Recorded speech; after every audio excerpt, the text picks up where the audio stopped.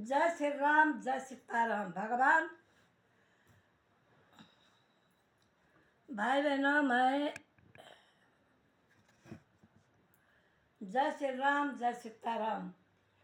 नारद मुनि व्यास जी से कहने लगे कि आकाशवाणी होने के उपरांत भगवान ने मुझे एक वीणा का बाजा प्रदान किया, जिसे बजाकर मैंने परमेश्वर के भजन में इसी प्रकार लीन हो जाता था। मुझे अपने तन की भी सुधि नहीं रहती थी और मेरे चित्त में सदा वही लगी रहती थी कि मेरा यह शरीर कब छूटे और कब दूसरे जन्म में मुझे ईश्वर के दर्शन मिले। कहते हैं कि कब दूसरे जन्म में मुझे कब ईश्वर के दर्शन मिले। इसी प्रकार की चिंता करते मेरा यह तन छूट गया और फिर मैंने भगवान की कृपा से वर्मा जी के यहाँ जन्म लिया। उन्हीं की कृपा से मुझे अपने पिछले जन्म का भगवान की कृपा से मुझे अपने पिछले जन्म का हाल ज्ञात है तथा इसीलिए मैं रात दिन उनके भजन में लवलीन रहा कर संसारी माया से बिल्कुल अलग रहता हूँ। सो इसे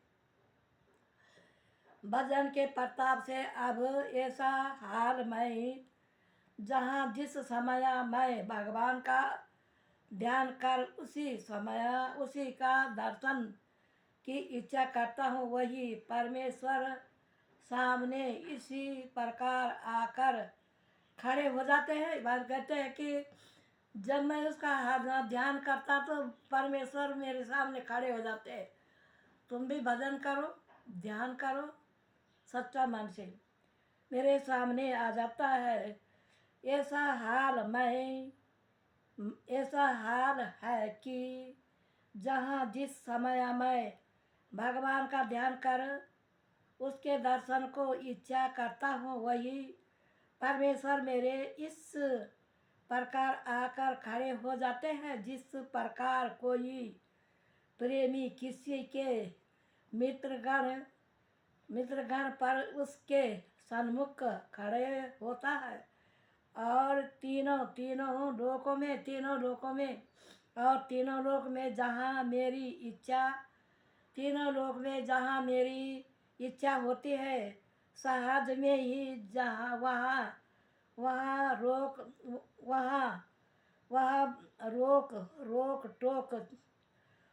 टोक चला जाता हूँ। कोई जहाँ मैं जाता हूँ वहाँ मेरे लिए कोई रोक टोक नहीं है, मैं चले जाता हूँ।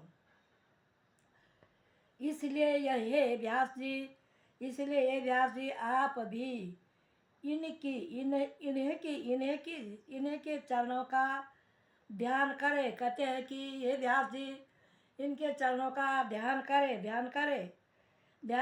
उनकी लीला का वर्णन करो, जिससे उनके दर्शन प्राप्त कर संतोष और सुख को प्राप्त हो जाए।